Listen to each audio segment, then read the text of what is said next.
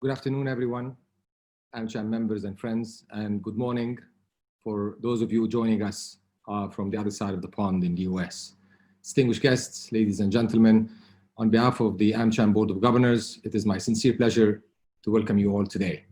And I hope that you all, your family, and your loved ones are all safe and in good health. Before we start, on behalf of the Board of Governors of AmCham, Egypt, and as the Regional Secretariat of the MENA Council of Regional AmChams, our thoughts and prayers are with the people of Lebanon.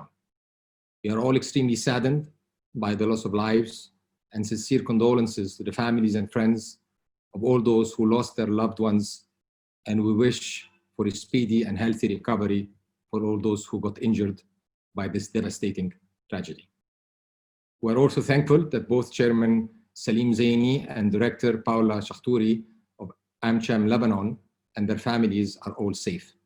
AmCham Egypt stands united behind AmCham Lebanon and ready to help in any way possible.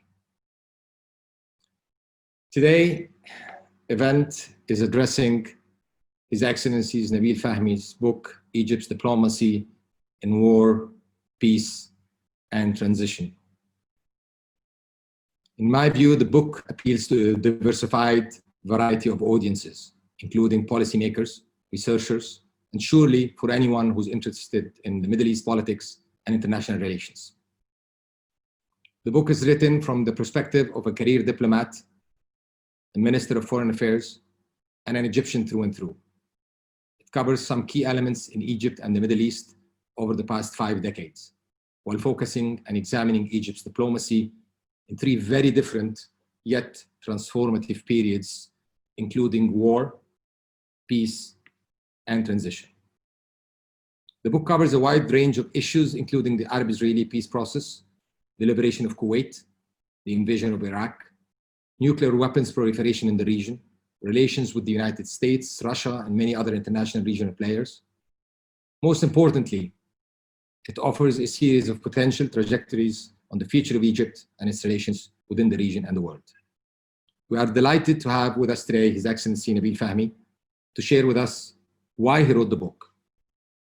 I actually personally do not believe that he wrote it as his memoirs or as an autobiography, but more of sharing his perspective, experience, and views of what actually happened during that period, what was achieved, and what if things were handled differently, and what more could have been done. But first, please allow me to introduce our guest speaker and also our 2 distinguished discussants.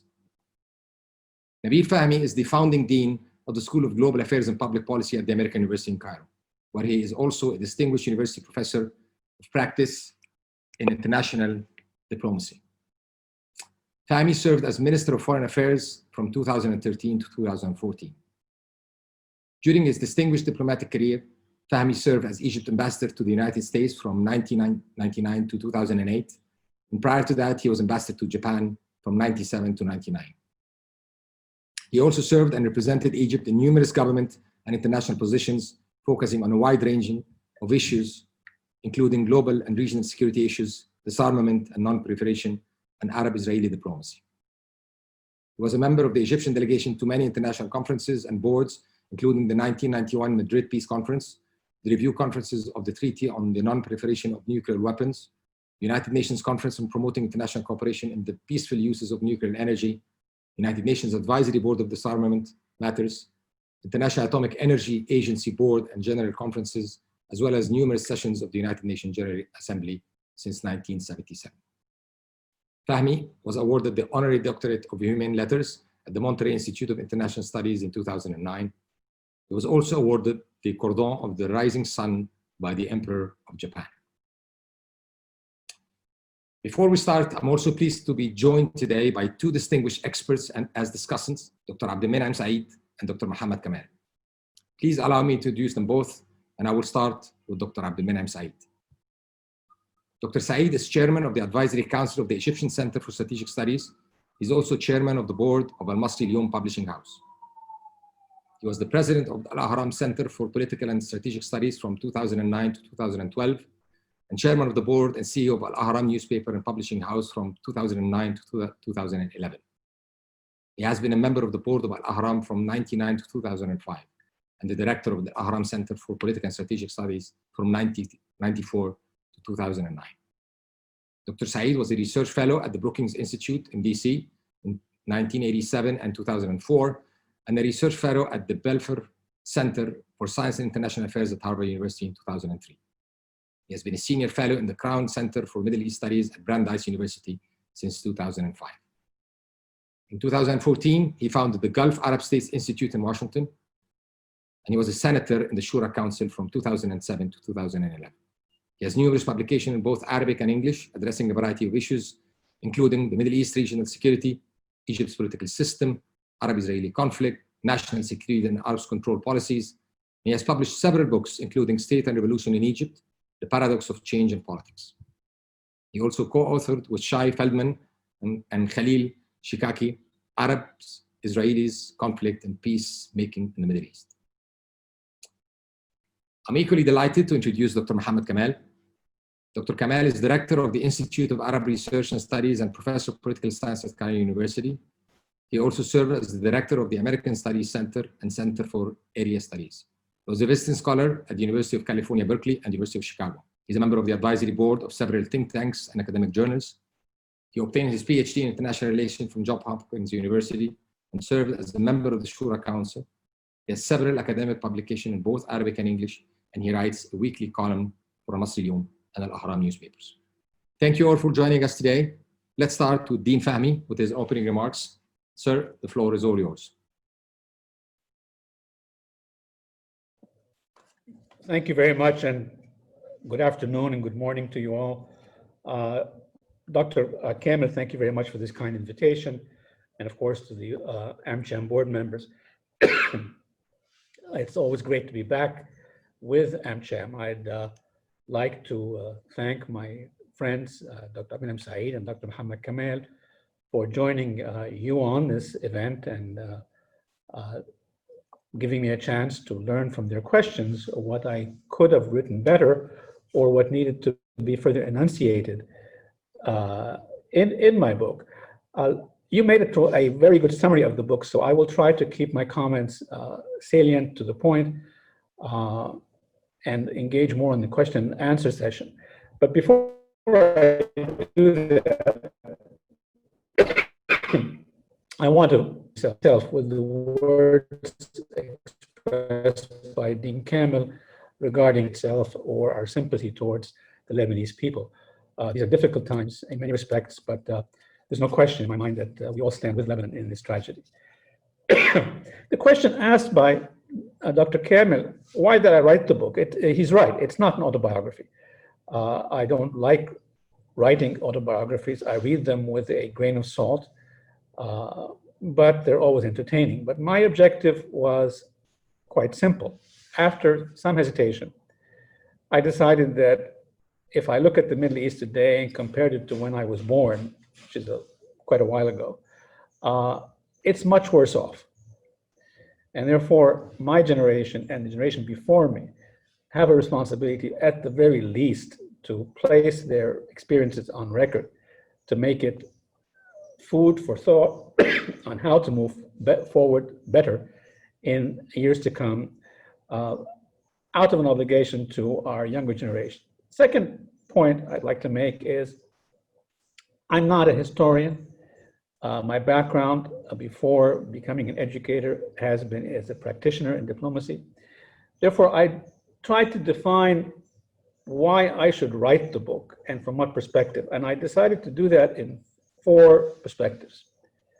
Had to have a foreign policy dimension, and I had to have an angle to present.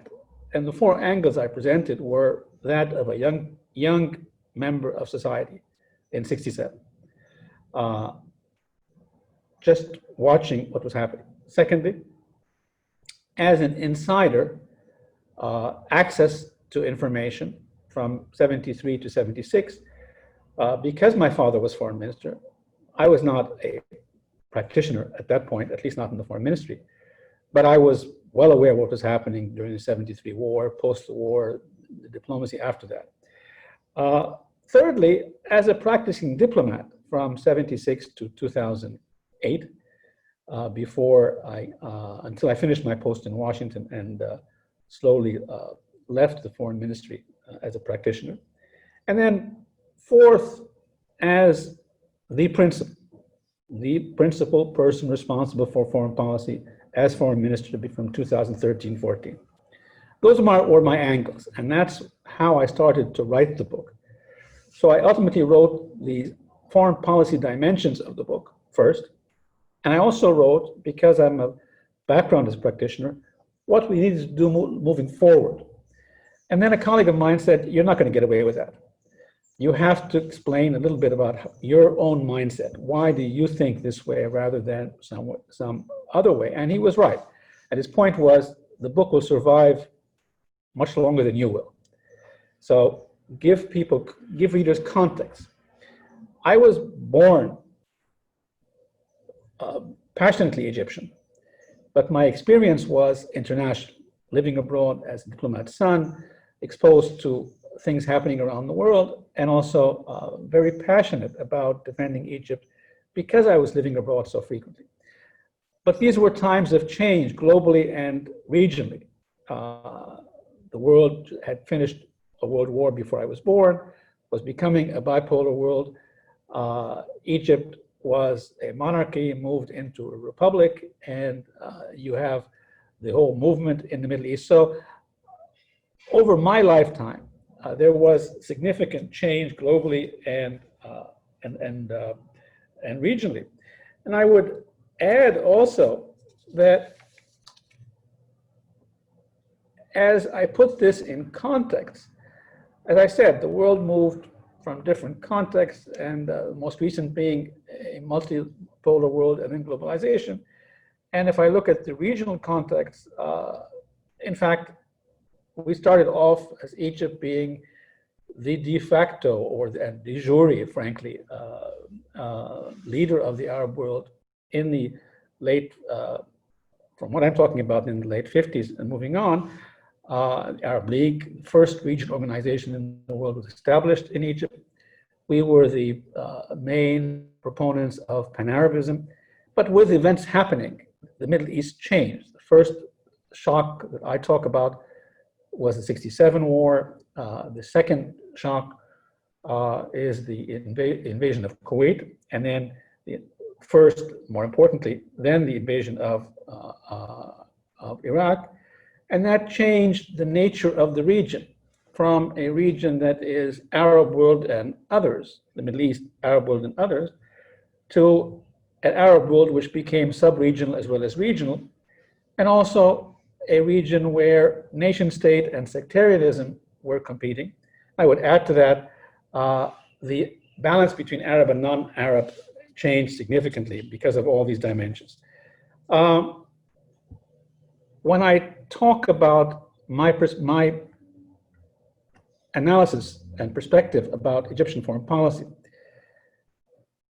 I'm very frankly, let me make a caveat here. The book is quite candid. It's not candid for a desire to be critical. My history is not one of being in opposition. I have my independent views, and more often than not, they are consistent with government policy, but where they differ, and I have no problem saying that.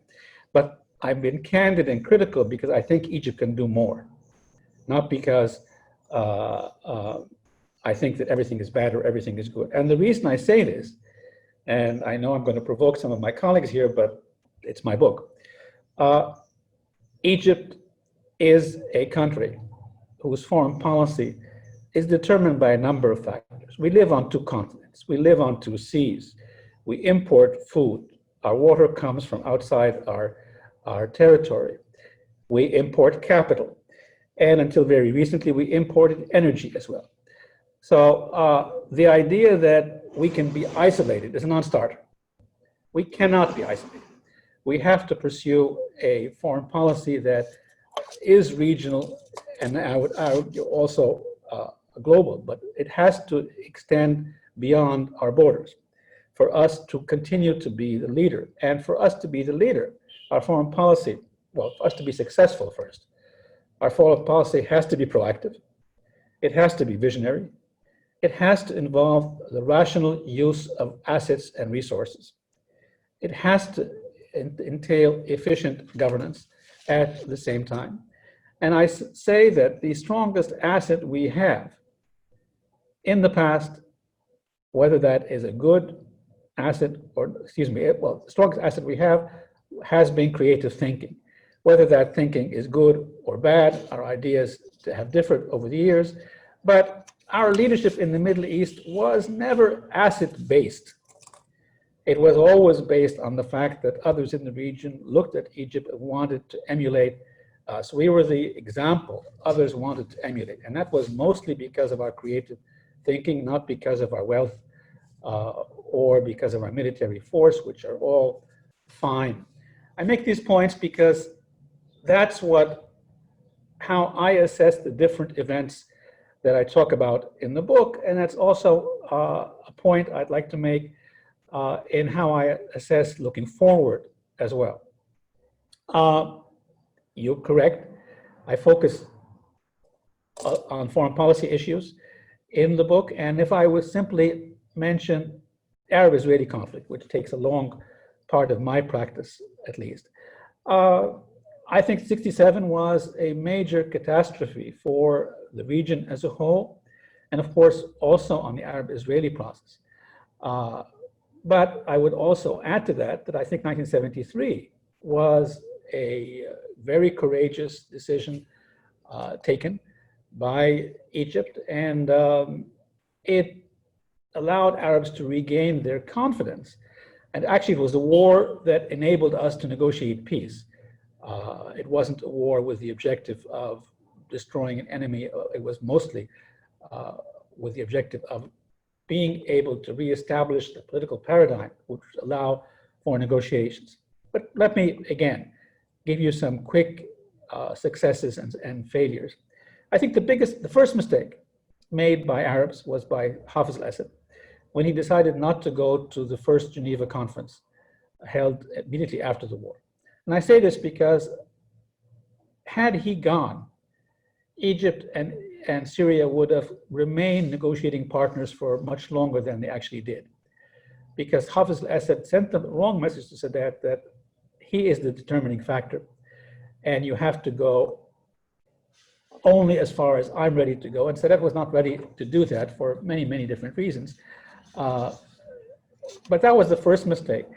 The second issue I'd raise is there's no question Sadat should be given credit for the war. Anybody who tries to discredit that is speaking nonsense, frankly. Had it failed, he would have been in a serious, very serious situation. Negotiating peace is, I think, Sadat, and I also frankly think that all the Arabs wanted a comprehensive peace. But because of the decisions taken and the slowness of the process, he decided, well, I'm going to do this with or without you, and consequently, ultimately, reached the agreements at Camp David, which had two legs: Egyptian-Israeli parameters for agreement between the two of us, which was if you want, a separate peace, and then the framework agreement for comprehensive peace, which Begin said very honestly there and thereafter, that I'm not obliged, not committed to anything that is written here that does not involve actual partners in the process. So he was committed to the Egyptian-Israeli peace agreement, but not to what happened thereafter. We can go on and discuss peace process issues. I would argue that we returned to regionalization with the Madrid Peace Conference, which came after rebuffing Iraq out of Kuwait. The Americans and the Russians were able to bring together all the Arab countries and the Israelis and European support to once again deal with the different regional components of a comprehensive peace, irrespective that they were done both multilaterally as groups as well as bilaterally in terms of conflict resolution. I think the Oslo agreements were a significant breakthrough, but one that didn't live too long. It was a breakthrough because it was the first time Israelis started to treat Palestinians as a nation. Again, and you see that in the language. It didn't survive because it went on for too long without parameters to manage it, and ultimately circumstances on the ground changed in favor of those not supporting Oslo, and that ultimately leads to the occupier having the advantage. But let me mention a couple of other possible mistakes. I think the Arab Peace Initiative was a tremendous offering by the Arabs.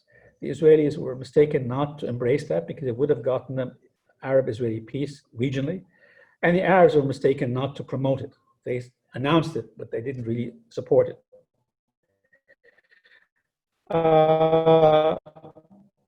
Let me also actually think Prime Minister Rabin and Foreign Minister Peres wanted to pursue peace with Arabs, but I think they both made the mistake of going too slowly and not accepting to put pressure on settlement activities, which today are a major problem. Arafat should have accepted the Clinton parameters with reservations, which is what he told me when I was ambassador. But by the time he came to Cairo, he had watered down the position more in the negative than the positive. And I think that Abu Mazen should have accepted the Olmert proposals, which were very prominent on, if you want, on Jerusalem and refugees. That being said, I do not believe that the present Israeli government supports the two-state solution. And I think what they're doing will ultimately put us in a position of having to pursue a one-state continuous conflict of identity between the two peoples, or having to try to find new parameters for peace, and I don't think that's a useful approach. So that's not part, I mean, I can go on and on the Trump proposals, but that's not part of the book, so I'll simply stop here. I would highly recommend that Arabs, once again, embrace their Arab initiative and try to push that forward. Quickly, because I know we're short of time, US-Egypt relations. Big part of the last 25 years, mostly because of 1973 war. And I would simply mention that in 1973, Sadat sent his foreign minister right after the war to see Nixon in Washington. And two very amusing things happened. One, the foreign minister arrived in Washington, and he walked over to the State Department without an appointment and walked in and asked to see Kissinger, who was the foreign minister. Now, I didn't actually believe that until I found that it was true, because he was my father. And his point was, I had never met Kissinger, and I wanted to watch his facial features and assess how best to negotiate with him before I start negotiating the next day. The amusing part is that he actually walked in there, asked to see Kissinger, and Kissinger met him. I make this point because of my second point. Next day, he went to see Nixon. And Nixon said, if you were going to throw out the Russians in 1972 and then go to war in 73, why didn't you tell us? That shifts the whole balance, and it makes Egypt much more important for us. They had a discussion, and then he literally walked out the foreign minister, who was not his counterpart, all the way to his car. This is a message not only to the foreign minister, of course it reflects on the foreign minister, but message to not only Sadat, to Egyptians. You are now, once again, a prominent player because of what you did in the 73 war and because of your foreign policy as well, which shifts the bipolar balance. I mention this because my point throughout everything thereafter is, if you are a player in your region, you are important to others. Nobody, Americans or Russians, supported the 73 war decision initially, nor did either of them, by the way, support the Egyptian initiative to pursue peace after that. These were local Egyptian decisions, rightly or wrongly. They were our decisions, superpowers reacted to them. And this is an important point. We need to be proactive in our region. one point on the US-Egyptian relationship. It has been tremendously useful to both sides. Any belittling of that is complete nonsense. If you just look at the amount of assistance or strategic support, but there's been a main fault. The main fault is that we took each other for granted over time. We rested on the laurels of the peace process and did not really promote how important Egypt is to the Middle East security and stability, and therefore to America, among others, and how important America is globally, irrespective of that we will have our differences. And you see that the parties taking themselves for granted, each other for granted. You see it in different examples that I mentioned. I would argue also, I think an overdependence on any foreign power, be they local in the Middle East or American or Russian, is a mistake. So that's really another point I'd like to throw out there. There's also a third element here, the friction between what is called American exceptionalism and what Egypt sees as its paramount role in the Middle East, and it's unique. And I say this because, and I say this from, I have a lot of bruises. The Americans used to assume because they give us aid, we have to do what they say. And Egyptians never think that way. We will do what the Americans say if it serves our purpose. We're not agnostic to the aid issues, but the idea that just because we get aid, we have to follow the music doesn't really fit in our mindset. It's, in a way, it's Egyptian exceptionalism at a regional level. And I remember briefing congressmen and senators when they went into Iraq. And one congressman said, how can you be a friend and be so blunt about not supporting our entering Iraq?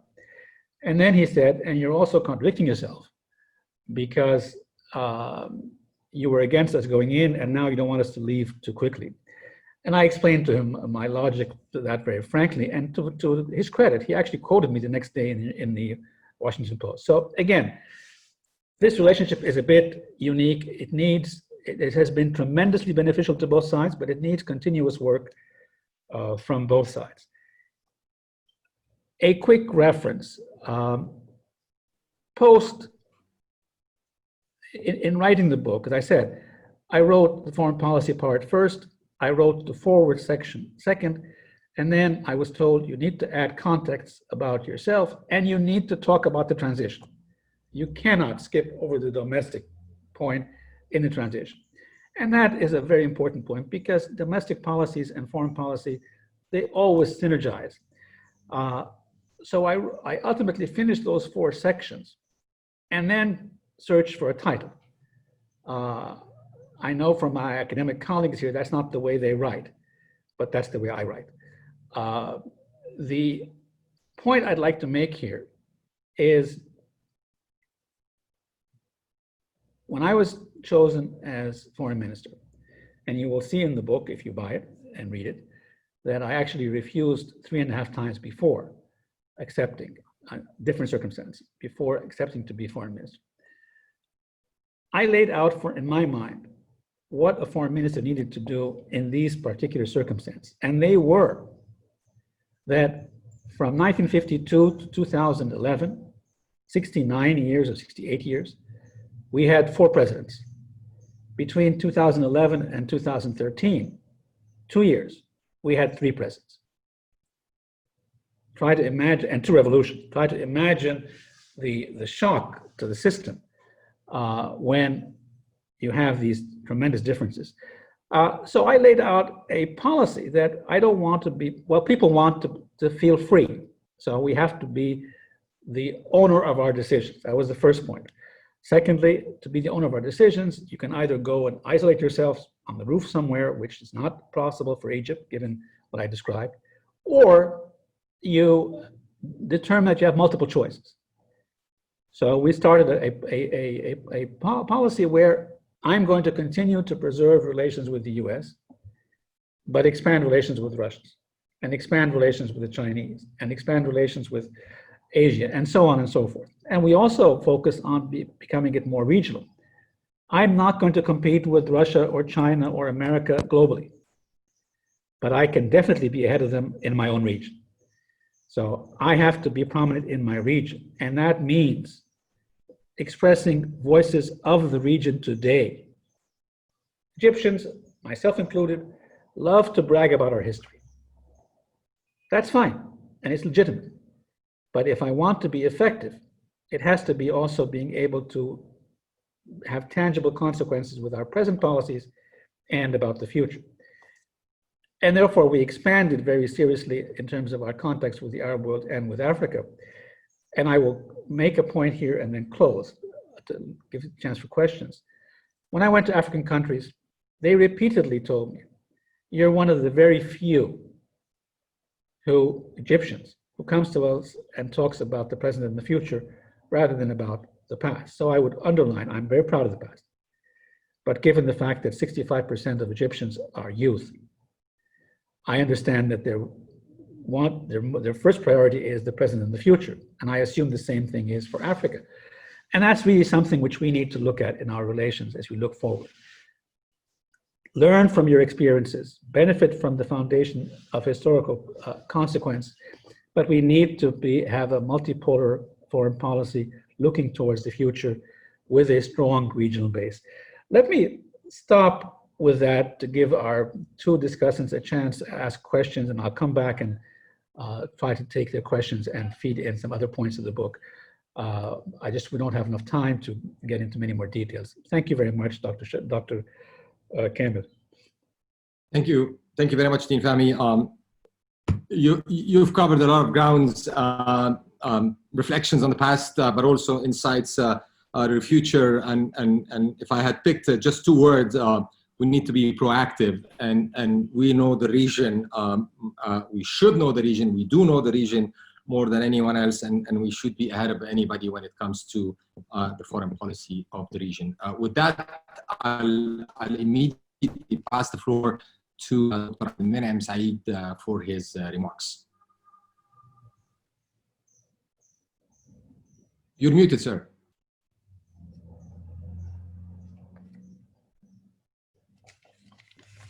You need to unmute.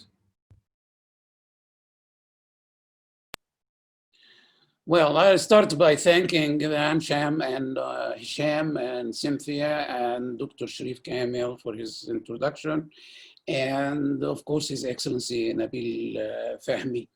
And let me just say that I'm not here to ask questions, but I was asked actually to comment on the book, that I read it with all it deserves of seriousness. And I must say that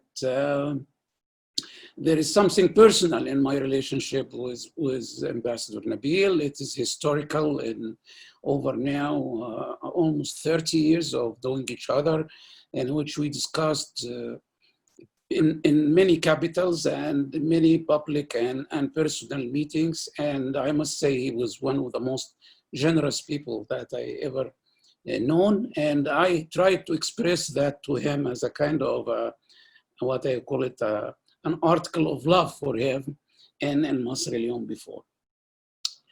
He just got something honorable to him and for us, his friends as well, from the Emperor of Japan. So I couldn't, just take it as a news. But let me, my judgment about the book. From the beginning, it is a very important addition to the Arab library, the foreign libraries, which I think, as he said, very little, what we are contributing to what has been actually very biased and often wrong assessment of our situation. So he's making an addition from somebody who was, in the interactive process. The book, and that's the second point, the book is actually two books, which I made that differentiation, because the first was about the world, about the region, about the Egyptian diplomatic and political posture during the last 5 decades. And the second is about bilateral relations and Egyptian transition. I must say that, to give you my judgment from the end, as we say in Arabic, من الآخر يعني, that I found in the first book, very little to agree with. And I found on the second book, very little to make a difference with or disagreement with. In both cases, agreement or disagreement, I have learned a lot from the book, and I have been finding details that I didn't know before. And that was a big addition to my knowledge on the subject. I probably will concentrate on where we disagree. And I here will look at your patience and the patience of Ambassador Nabil. And I would take it from a very structural, look at the book. I will say that the book does not show, and I'm talking here about the first book, too much knowledge of Egypt. I mean, it's, and that is general about our diplomats, that sometimes they behave and act as if representing one of those super great powers. We find very little about Egyptian poverty, Egyptian wealth, education, science, knowledge. In overall, to make diplomacy and political moves, you have to be very well immersed in rough power, soft power, intelligent power. All these are very important essentials to make your moves. There is a lot here of talking about sometimes balance of power, but we don't find in the book how the imbalance of power affected strategic and tactical decisions. That is not only in Nabil Fahmy, my dear friend, but it is very common, and I will find it in His Excellency, and that I adore also, his father and Ambassador and Minister Ismail Fahmy. I find it a lot on Amr Moussa. I found it in a lot of other diplomats whom I cherish their relationship with me, and also there is this, I will say, knowledgeable gap between the reality of Egypt and the Egyptian diplomatic and political posture is big. And as such, we will not find actually what's called grand strategy that makes visions, strategy that mobilize forces and powers. And actually, we find ourselves in most of the book are very much drowned in tactics and sometimes taking positions, or what I will call it grandstanding, over policies which change the situation. So this the difference between position and policy is really will be taking our, like just some of what was mentioned with Ambassador Nabil earlier about the mistakes of, say, the Palestinians, or the mistakes of Hafez al-Assad. I will say mistakes for others, that's for the judgment of their nations. For us, these mistakes are givens of what Syria is all about and what the Palestinians are all about. And that's happened very much in the Egyptian-Israeli negotiations. In the book, Nabil Fahmy is very sympathetic with the position of Ismail Fahmy, naturally, for making a conference, international conference, to the settlement of the Arab-Israeli conflict. The idea of the conference was proposed to be, convened in Jerusalem, although we know very well what happened as, Nabil mistakes of Hafez al-Assad about the first, international conference in Geneva, in which Syria abdicated its own, duty actually to get into the conference, but they made their own mistakes.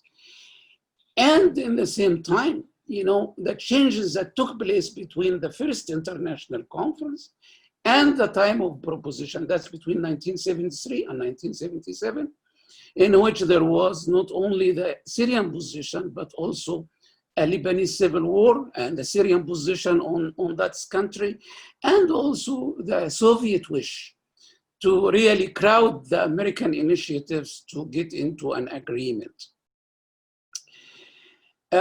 Therefore, I guess here, this kind of a paradigm coming from the foreign ministry and Egyptian diplomats and Sadat's position. Sadat's position took a completely different strategy in which he went to Jerusalem. In fact, he was in that way succeeding in liberating Egyptian territories and actually not getting Egypt into a fate that happened to the Golan Heights and even happened to Syria later on.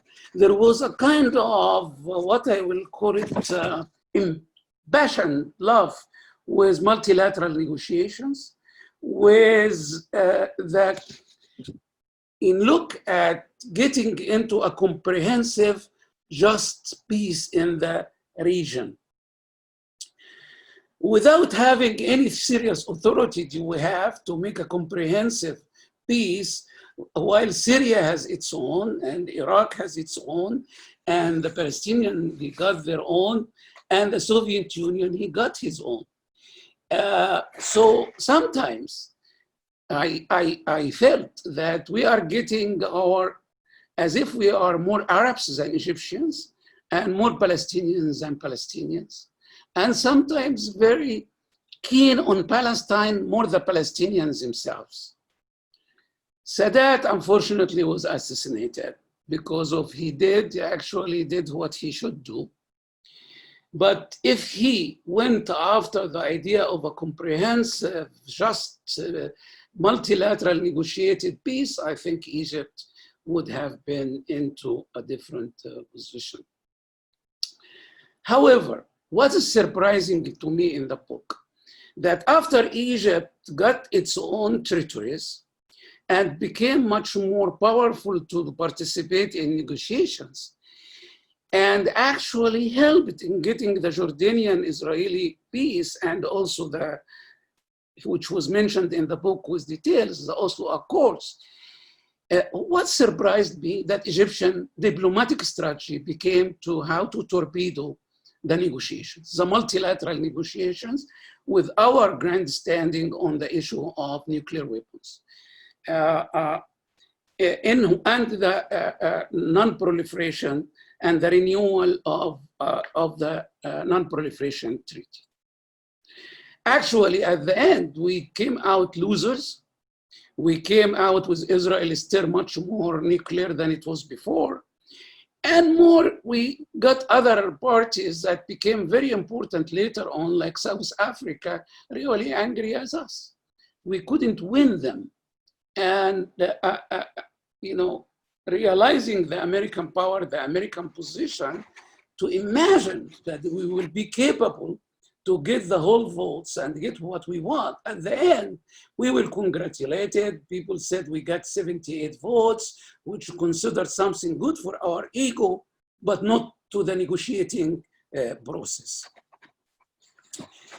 I guess I will say, and I'm trying not to, take too much than the 10 minutes that I got, that Egypt got 3 big opportunities in our modern and recent history.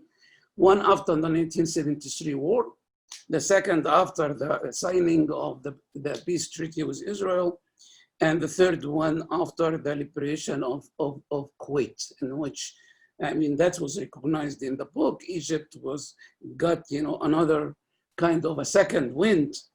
However, we were very slow afterwards, diplomatically and politically, in the time in which all Eastern Europe, all Asian countries, all Latin American countries was rushing to get Israel as a kind of a bridge to Washington. We were getting far away from both of them. And while Jordan signed the Quiz Agreement in 1996, we didn't do it until 2005 because there was always the seeking of, the comprehensive just peace that's put Arab and Palestinian interests while they are not really trying to get it themselves. So that is my general, difference with, I don't think that's surprising to Ambassador Nabil. But since we are now discussing the book, I want to say that the second book in the book, I really appreciate it. I really learned a lot of how diplomats work. I guess it could be a textbook on the skill of diplomacy.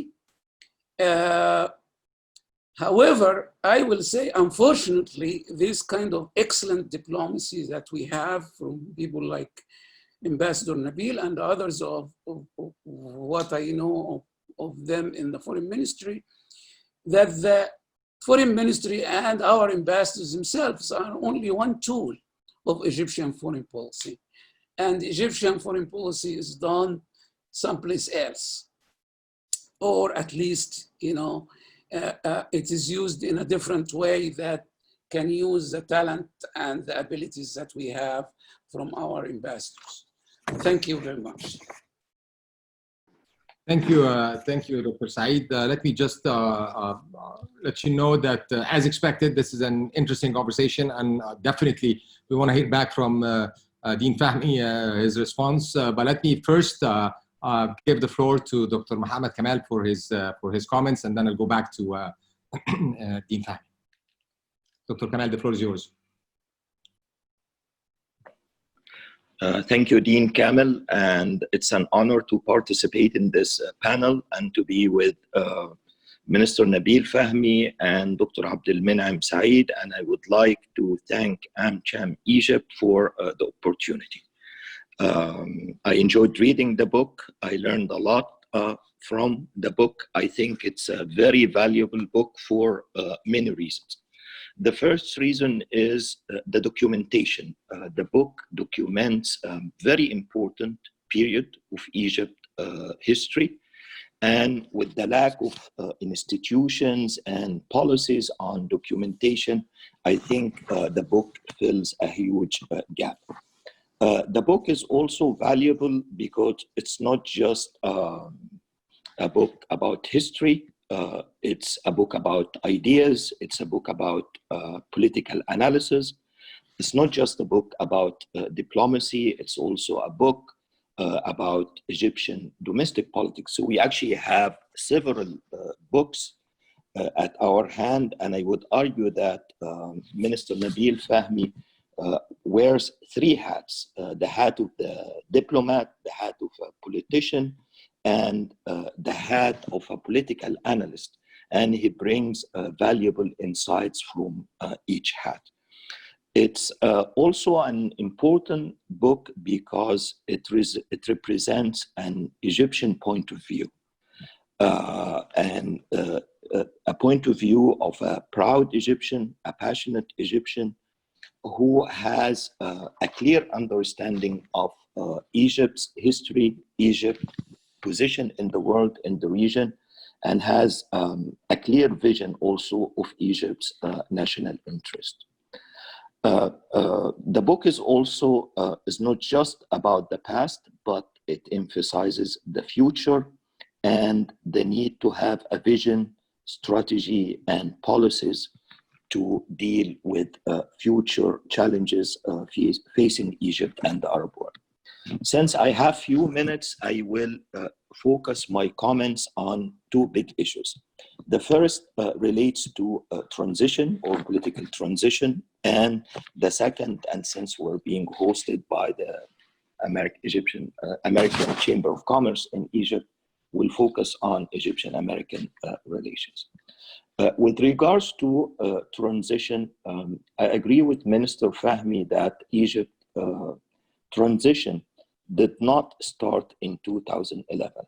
He argues that it started in 1952.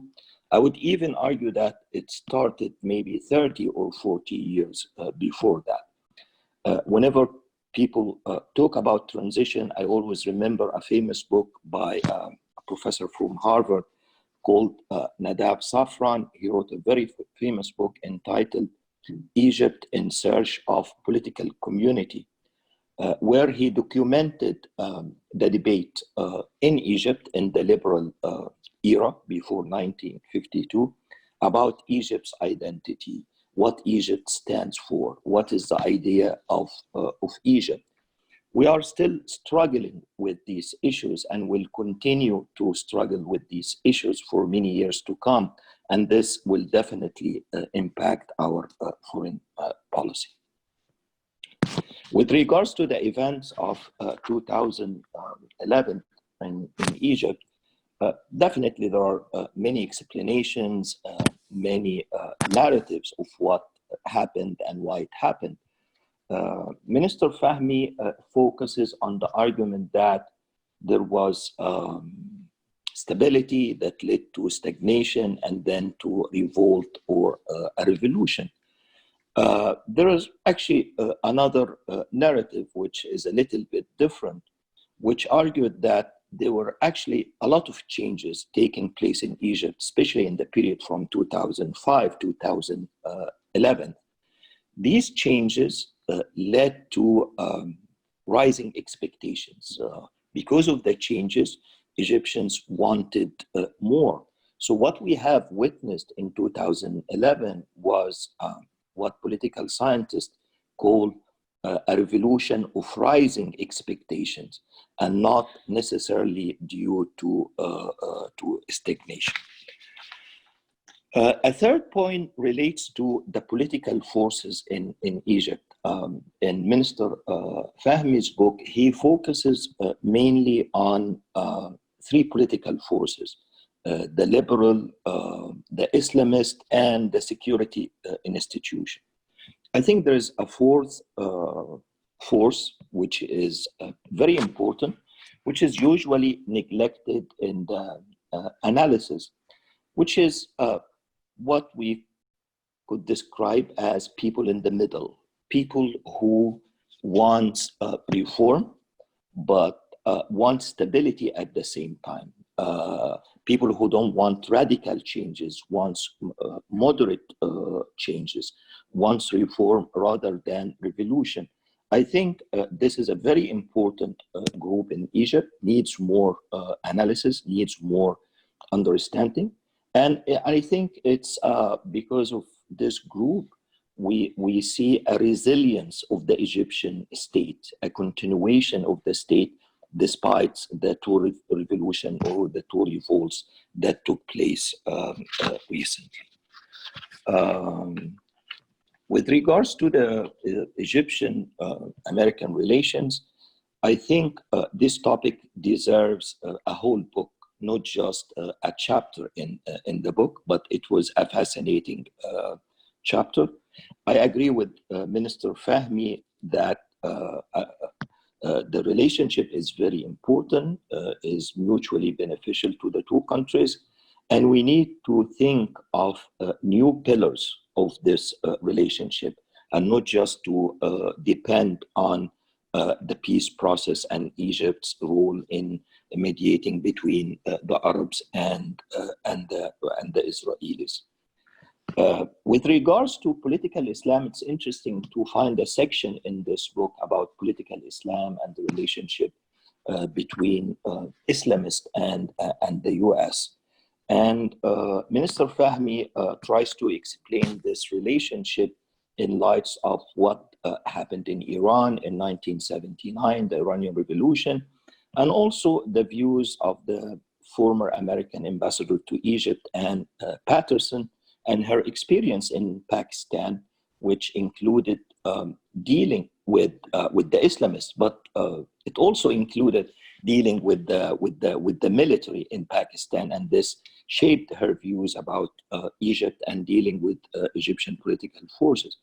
But back to the issue of the US and Islamists, I would add to what Minister Nabil Fahmy mentioned, a school of thought that exists in the US, which distinguishes between radical Islamist and moderate Islamist, and calls for the integration of moderate Islamists into the political system, not necessarily to be successors to current regimes, but they argue that integration in the political system will keep them moderate, will give them a voice in running the state, will divert their attention from the US to domestic politics.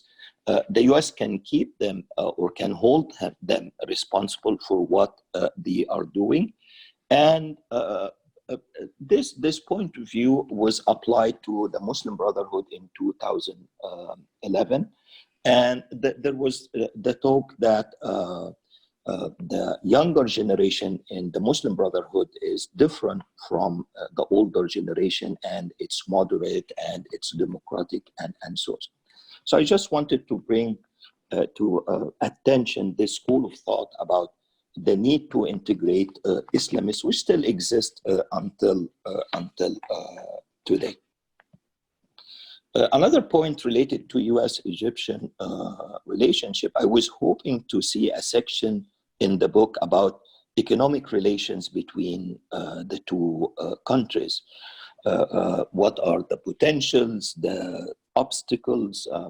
I remember back before 2011, the US was very much interested in economic reform in Egypt.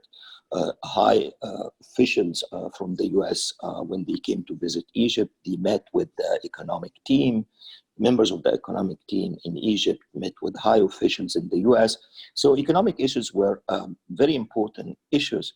And I would like to hear Minister Nabil Fahmi's take on these issues, especially the renewed talk now about a potential free trade agreement with the US, or between Egypt and the US. My final point here is about the articulation of Egyptian policy towards the US, or basically, why do we need to have a good relationship with the US? I have many students who are interested in studying US-Egyptian relationship, and they go and they find all kinds of documents that explains why the US is interested in Egypt, but we rarely find documents that explains why we are interested in the US, what the value of the relationship. Even the foreign ministry did not rise up to this challenge. And I have a feeling that many Egyptian officials consider this relationship between Egypt and the US as a relationship of necessity and not a relationship of choice. And they like to hide this relationship, they like to keep it secret, or they can get in trouble when they describe it as a marriage and not just a fling. So I would like to hear your views on why Egyptian institutions fail to articulate the importance of this relationship. If I have one more minute, I would like also to hear Minister Fahmi's views on the China-US relationship. In the book, there is a chapter on the US, but there's very little mention of China. And given the current tension between China and the US today, and the emergence of so-called new Cold War, how do you advise Egyptian government and Arab government to deal with this new issue? Finally, thank you very much for AmCham. Thank you for Minister Nabil Fahmi, and I look forward to the Arabic version of the book, which I understand will not just be a translation of the English book, but would have some addition. And I hope it will have some addition on the decision-making process of Egyptian foreign policy and who does what. Thanks again. Thank you very much, Professor Kamal. Again, you've covered a lot of grounds. Just picked a few interesting points when you move to the economic relations and is the FTA a distant reality? It's going to happen. We've seen very recently that the US embarked on an FTA with Kenya. So is Egypt next? But also the relationship, is it a necessity or is it by choice? And why does Egypt need a policy to deal with the US? I'll stop here. As I said, I repeat, we're going to go for maybe 15 more minutes, and I'll pass the floor to Dean Fahmy for his reactions, and then I have a few questions. Maybe if you have time at the end, I can ask him the question. The floor is yours. Thank you. I mean, your choice of discussants is clearly indicative that you understood how smart these two gentlemen are, and I take all of their comments with respect and appreciation. Let me try to answer them, and I will. I'm not going to give you diplomatic answers. I'm going to give you real answers without getting into too much detail to be able to take a couple of questions. Dr. Abminem, one of the reasons why there are two reasons why there isn't more detail in the book. First reason is I said that I would only write about things where I had a particular angle, because that's where the story was from my perspective, rather than the very serious and good approach of a historian or a political analyst in depth. This was sort of a unique book in that it's not a biography, there's no question about that, but it's trying to give you a personal flavor of these particular events. So that was one constraining factor. Things that were of tremendous depth, but where I didn't have a particular voice to express, I was a bit limited. The other point, frankly, is the English publisher. The original book was 500 pages without the document. It ended up being 297 pages and then about 60 pages of documents. So there was pressure to limit the size of the book, but that's not an excuse, that's simply explaining. The other point on policy, there's no question, and I have tremendous respect for Dr. Abminem, we have a different perspective on what Egypt's foreign policy should be. I'm not speaking on behalf of the foreign ministry, I speak on my personal behalf, although many of my views may be common there. We see Egypt as a major regional player. And if you argue that you are the major regional player, and if you want, even add to that, the leader in the Middle East, you can't go on and decide to do things while ignoring your other regional partners. Multilateralism is the UN stuff. I'm not talking about that. I'm talking about if I'm going to be a regional player, then I have to carry the burden.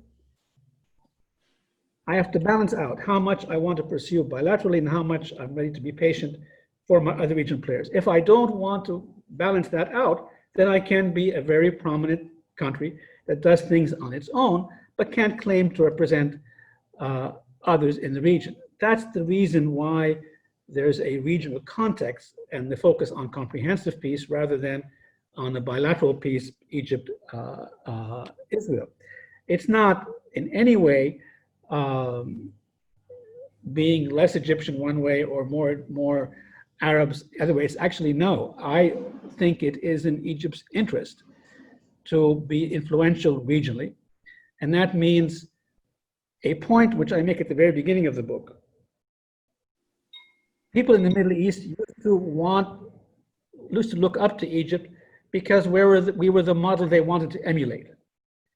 And that was mostly creative thinking.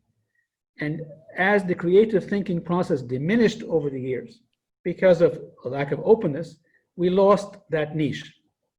And they started to look at other countries beyond the region per se. So if you want to be the leader in the region, you either do it asset-based, which we can't, or you do it creative thinking-based, which we have suffered from. But you have to have this dimension if you want to claim you're speaking more than simply for Egyptians.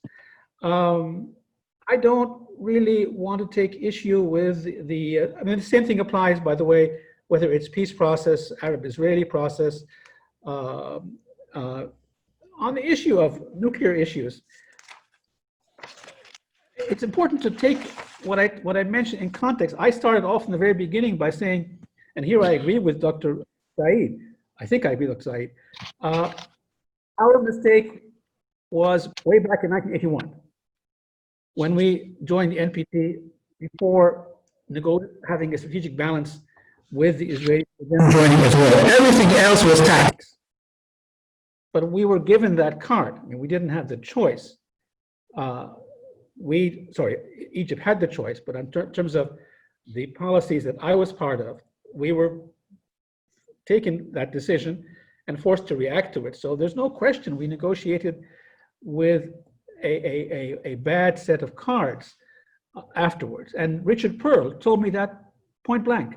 He said, well, after you joined NPT, why should they? Why should they cooperate with you? So again, I'm as frustrated as you are, but I don't think that the achievements we achieved, I don't think they're commensurate with the problem. I agree with you here, but I don't think they're non-consequential because of our activism. Shimon Peres actually offered us a commitment that they would join the NPT 1 year after comprehensive peace. I didn't believe he had the authority to say that, as I say in the book, but it was because of the pressure we were making on the nuclear issue. So anyway, my big point regarding Dr. Menem, I'm not multilateralist in terms of the UN per se, but I am multilateralist in terms of, for Egypt to be important, we need to have regional teeth. And that's why the first thing I did after I was appointed foreign minister was establish an assistant minister for regional affairs, particularly, neighboring affairs. And my first trips, by the way, out of Egypt, in the middle of all the transition issues, was to Khartoum, first of all, and then to Ramallah after that. And then we did the other parts of the other issue raised both by Dr. Menem and Dr. Kamel. Where is foreign policy done?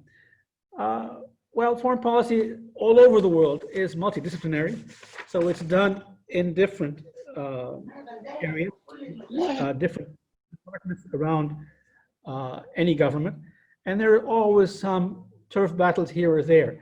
But I would argue that because I was used to this, I actually appreciated very much inputs into the decision-making process, into the policy formulation process, whether they are national security inputs from beyond the foreign ministry or from within the foreign ministry. And I think, frankly, the foreign ministry also has a very important role in it. I completely disagree with the idea that the foreign ministry only implements policy. Then we're not doing our job. We need to be able to input into the thought process, convey policy suggestions, analysis first, strategy second, policy suggestions third, even if on the major decisions they have to be taken at a higher level, but that happens all over the world. Where you see a little bit more of hesitation is if there is a shock to the institutions, then this overlap isn't a value-added process. It raises questions of efficiency, and you find people talking to different agencies. But again, believe me, that's not only an Egyptian process. I would just add 2 points here strategically. The greatest weaknesses I see in the Arab system, and frankly, the reasons why we had 2 revolutions in 2 years, and then we have had a major sequence of regional problems, is an Arab resistance to incremental change. And this goes to one of Dr. Kamel's points as well. Had we accepted incremental changes as a society, but also as institutions, The movement between 2005 and 2011 would have led to also greater political change and more interaction between different sectors of society. And the other problem, frankly, be that Egyptian or regional, is an Arab resistance to, an Arab national security deficiency vis-a-vis their local neighbors.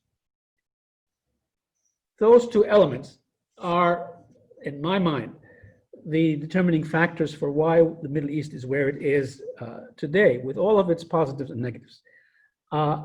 Let me just make one point here before I continue with Dr. Kamel's points, because Dr. Kamel did mention the documentation. If you look at the documentation on the peace process, particularly the Egyptian-Israeli negotiations, you will see that the documents presented by the Israelis before the Jerusalem visit were actually very similar to the documents they presented after the visit, and which we signed on later on in 1979. So the visit had a tremendously positive effect in the Western world and globally in terms of Egypt's image in that respect.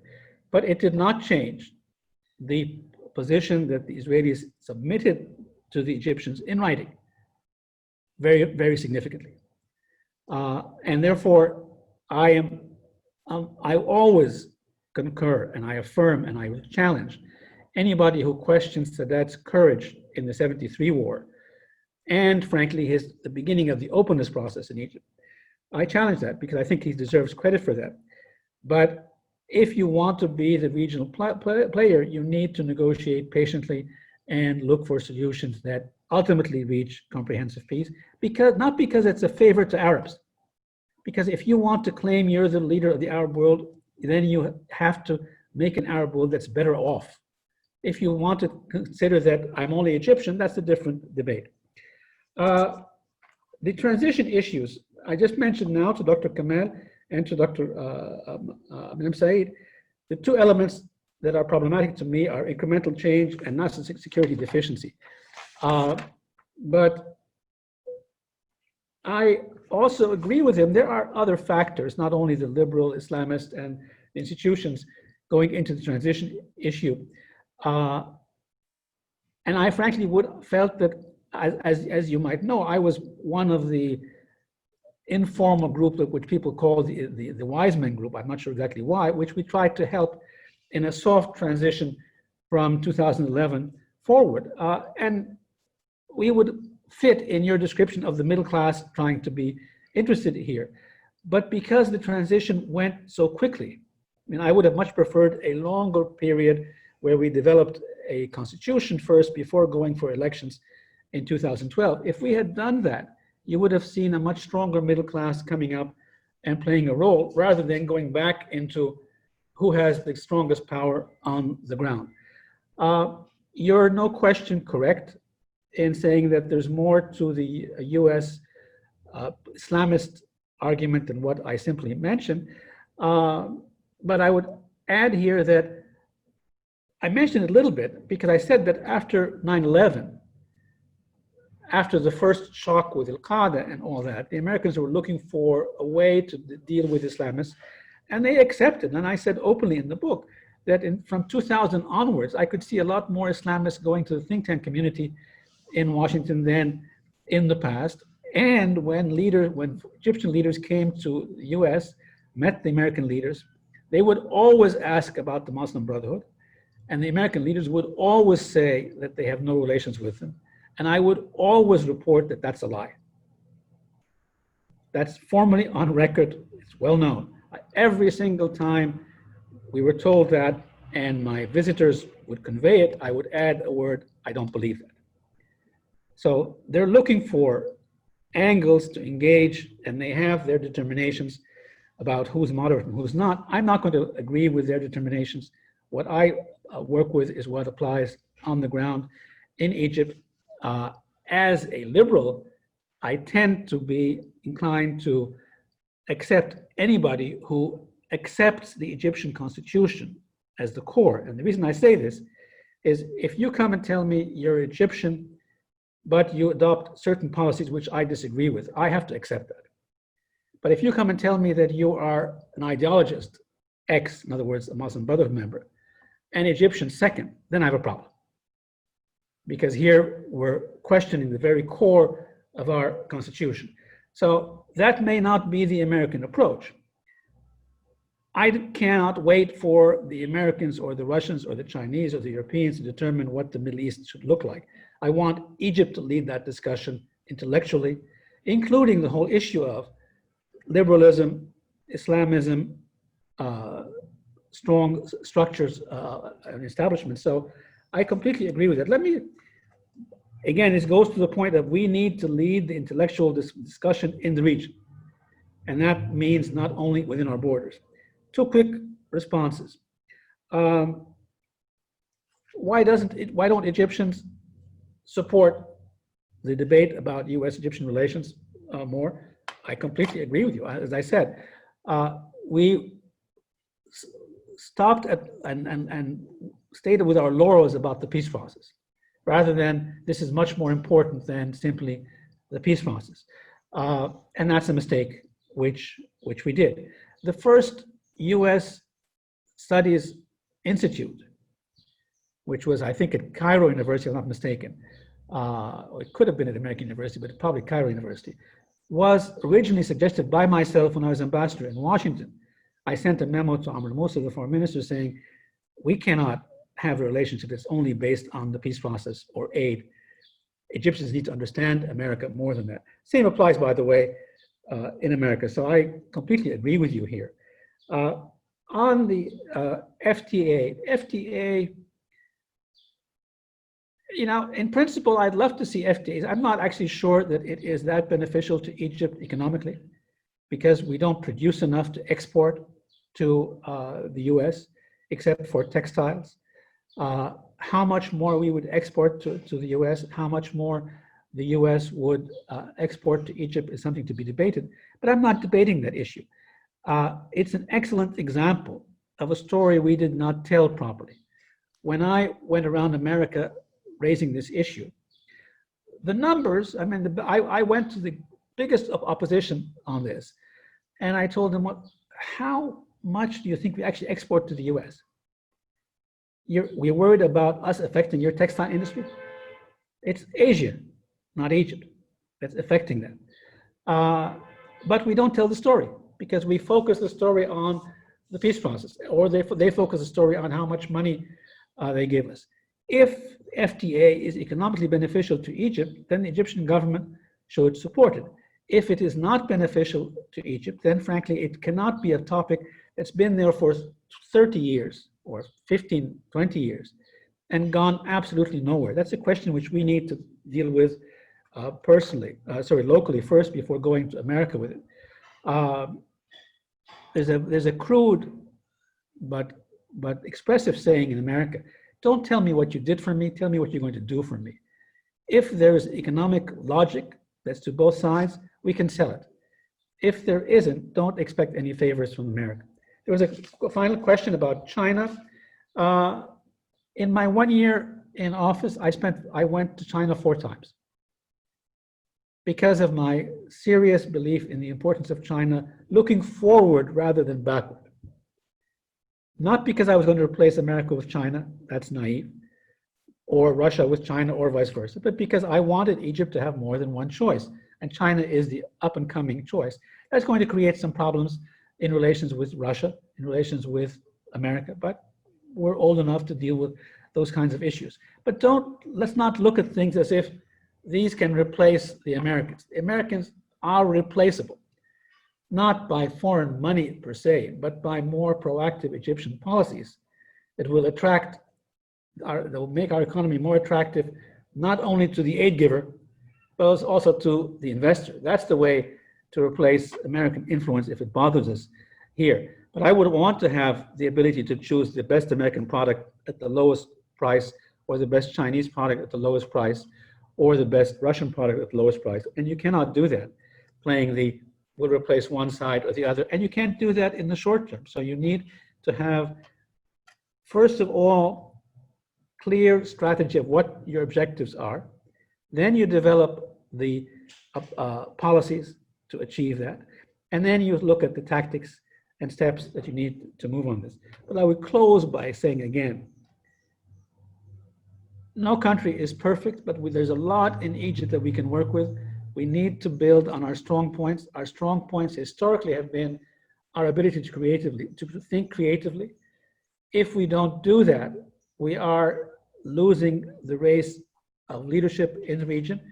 And frankly, if we don't play that card, we will never be fully satisfied with our achievements. So let's be proactive, be visionary, have rational thinking of our resources, have efficient governance, and be forward-looking in our perspectives. Thank you.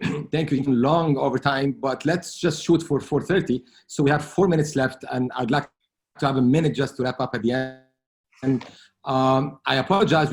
I've received so many questions on different platforms, and I will try to, in my own way, try to sort of put all the questions in one, which basically goes back to your point, to be proactive, that no country is perfect, that we need to think more creatively, have a vision. And so if I may push point a bit further, and many of the questions were addressing the point,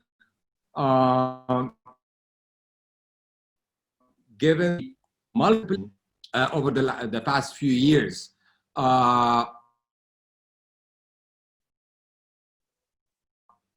moving regional diplomacy look like? This actually is a question that came like through 4 or 5 different of our participants. You heard me well, because I think the internet was not clear. I didn't hear actually the whole sentence, but let me repeat. Let me repeat. Yeah, the question was, given the developments that took place in the region, and there are many last few years, how should, given your point that we cannot actually drive while looking at the back mirror, we need visionary looking at how can Egypt's region diplomacy should be shaped given the evolving power that's taking place? Great question. Let me give you some specific examples. On the Arab world, it's youthful. They know the history, but people want to know about the future. I think Egypt needs to speak more openly about what is our vision about the future of the Arab world. What is its relations with the non-Arab members of the region, Turkey, Iran, and Israel? What kind of inter-Arab or inter-Middle East economic relations should exist, or what cannot exist?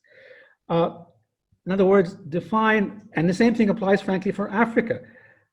Africans want to understand how they benefit from relations with Egypt, but I would argue East African security issues are paramount, as well as economic issues and job creation. So talking about the future is a tremendous domain that Egypt can talk about and play with that we have not played with enough. Of course, I would also want to see initiatives in terms of trying to resolve the Libyan situation, and I think most recently the clear warning about crossing red lines in Libya was a very valid decision, a very valid position to take. And I also think that if we build on the Cairo Declaration with the Germans in particular, we can come up with suggestions on how to resolve Libya slowly. I would love to see initiatives also in terms of trying to solve the Syrian problem. We don't have to have solutions to everything, but we need to lead the discussion and the engagement on these issues. That's how you develop regional diplomacy. We need to talk about our region, not about the past, about what's coming up. Well, thank you so much, Dean Fahmy. I would like to also thank Dr. Miriam Saeed and Dr. Mohammed Kamal. And I would like to thank you all for joining us today. I believe the conversation will go on beyond this 90 minutes. And again, I apologize for the several questions that came through just in the interest of your time. And I tried to actually wrap up all the question in one. And in many ways, Dean Fahmy, in his answer, touched upon some of the other issues that were in the other questions. So thank you all, and I wish you all a relaxing and enjoyable summer, and we'll get back together soon. Thank you so much.